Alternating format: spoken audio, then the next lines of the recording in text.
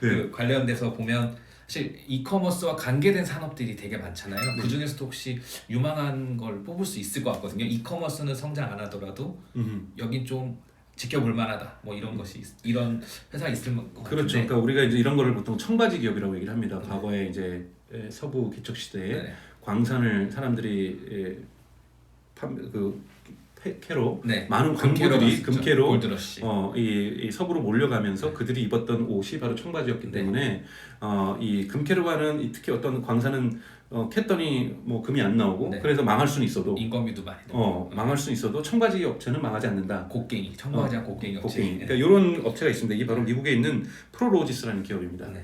작년에 봐도 지금 대단히 성장률이 높았던 주식가의 성장률이 높았는데 이 기업이 지금 전 세계적으로 웨어하우스의 요지를 미리 땅을 부동산 업체예요. 네. 그러니까 부동산 업체인데 그래서 B2B 부동산 업체인 거죠.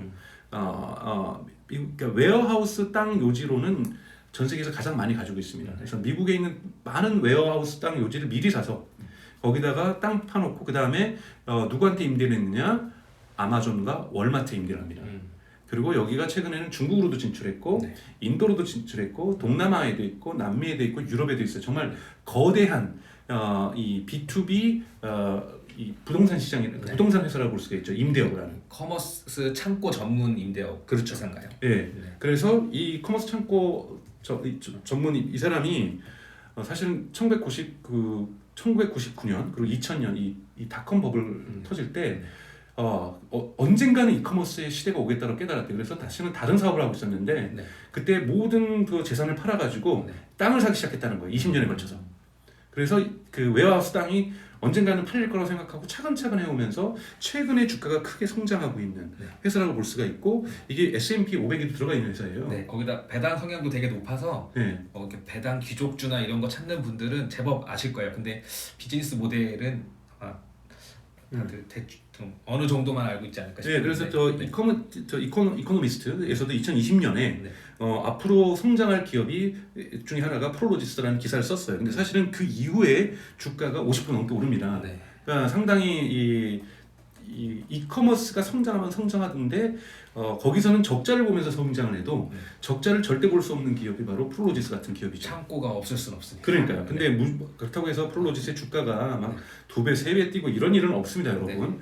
뭐 테슬라가 아닌 이상 네. 그렇게 없습니다만 이런 기업은 안전하게 그래도 기저 이렇게 밑에를 다져줄. 네. 그러니까 청바지 파는 회사라고 볼 수 있습니다. 네. 이 기업 말고도 부동산 상업 리츠 쪽을 조금 살펴보면 재밌을 것 같네요. 네, 맞습니다. 네. 네. 그리고 지금 보면 어떤 게 유망할까라는 거 계속 몇 개 골라주셨는데 얘기 나누셨는데 이런 건 좀 피해야 된다. 2020년대 좀 주의를 할 필요가 있다. 이커머스를 볼 때. 네, 그러니까 이커머스 줄 때, 그러니까 다 항상 여러분 보셔야 되는 것이 수익률을 더 보셔야 된다고 저는 생각이 들어요. 그러니까 즉 매출 성장률보다 이커머스 2022년에 주목하셔야 될 것은 손실을 얼마나 보고 있는가, 손실의 폭이 커지고 있는가, 줄어들고 있는가. 쿠팡도 사실은 조심해야 되는 이유들은 뭐냐면 제가 쿠팡을 부정적으로 평가하는 건 아닙니다. 그러니까 여러분 꼭 살펴보시는 것은 쿠팡의 분기별 손실률이 증가하고 있는가, 증가의 폭이 커지고 있는가. 근데 그것이 매출의 증가만큼 뭐 따라간다라면 어느 정도 이해할 수 있는데요. 매출의 증가폭보다 손실의 증가폭이 커지고 있다라면 되게 위험한 겁니다. 그러니까 쿠팡 같은 경우도 결국은 와우 그 회원제를 비용을 갖다가 서브스크립션 피를 높이려고 하는 거잖아요. 그게 이제 수익률 악화를 커버하려고 하거든요. 왜냐하면 이것은 한국 투자자뿐만 아니라 글로벌 모든 투자자들이 지금 주목하고 있는 것은 이커머스 기업의 그러니까 손익률이거든요. 수익률이거든요. 그래서 이런 부분에서 보셔야 될 부분들이 많이 있다라고 저는 생각이 들고요. 그래서 사실은 이커머스 기업들 투자하는 기업들 보면 처음부터 그거부터 보셔야 돼요. 예를 들자면 쇼피를 가지고 있는 SEA 그룹 같은 경우, SE 그룹 같은 경우가 쇼피는 성장률이 지금 대단히 좋거든요. 그러니까 지금 동남아에서만 인기 있는 것이 아니라 우선 최근에 아르헨티나하고 브라질에서 크게 성공을 하고 있습니다. 그리고 지금 프랑스하고 스웨덴까지 진출하면서 유럽 공략도 나서고 있거든요. 그런 부분에서 쇼피 같은 경우가 만약에 유럽 공략에서도 성공을 한다면 북미로도 갈 수 있고 되게 큰 업체죠. 그런데 이 쇼피가 항상 들어갈 때 여기는 다음번에 한번 설명을 할 텐데 게이미피케이션 요소를 많이 가지고 있어요, 앱에. 이 게이미피케이션 요소를 가지고 있는데 더군다나 쇼피는 그 모회사가 게임 회사이기도 합니다. 이 먼저 시장을 들어가기 전에 그 게임을 먼저 집어넣고 이 게임에 대한 흔히 말하는 토너먼트나 리그를 만들어 놓고 거기다가 쇼피를 갖다가 막 스폰서를 붙이는 뭐 이러면서 흔히 말하는 마케팅 퍼널을 만들고 게임으로 만들고 그 다음에 앱이 들어가는 이 독특한 이 시장 진출 구조를 가지고 있거든요. 근데 어제 갑자기 인도에서 2월 중순에 인도에서 그 게임을 하루아침에 금지시켰어요. 뭐 이러한 좀 충격적인 사건들. 그래서 인도에 진출한 그러니까 인도 외의 기업은 조심하셔야 됩니다. 그러니까 인도를 진출하려는 기업 중에서 인도 기업의 지분을 갖고 있는 예를 들면 소프트뱅크라든지 월마트는 문제가 없지만 인도에다가 자기가 직접 진출하려는 기업들은 인도 시장이 하루아침에 금지시키는 사실 틱톡도 금지당했고 여기 쉬인도 금지당했죠. 네. 그러니까 중국 기업들 벌써 2개가 날아간 거죠. 네.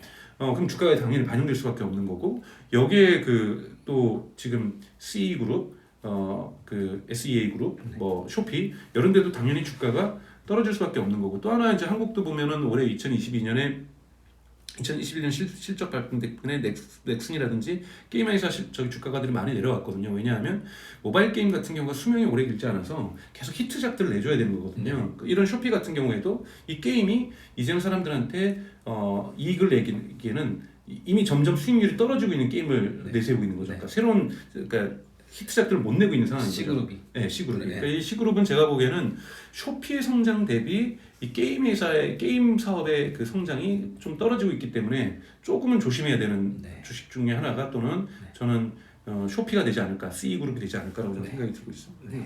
네. 근데 쇼피는 봐야 될 점은 유럽에서 만약에 올해 성공하는 것이 결과 나올 거거든요. 그러면 아시아나 남미만 통하는 것이 아니라 유럽이나 미국에서도 통할 수 있다. 그럼 쇼피는 대단히 크게 성장할 가능성이 있기 때문에 쇼피의 성장률은 또 보게 되면 그때는 저는 주가가 또 많이 오를 거라고 봐요. 그래서 프랑스하고 스페인에서 실적이 나올 때 쇼피가 의미 있는 성장을 프랑스하고 스페인에서 이뤄낸다라면 쇼피의 주가는 또한 저는 상승의 그 여지가 되게 많이 있다라고 저는 보고 있습니다. 쇼피 얘기로 튀긴 했지만 결국은 수익률, 손실률, 그러니까 이 수익의 증감률이나 매출 대비 증감률을 좀 많이 살펴봐야 된다. 이런 말씀이시죠.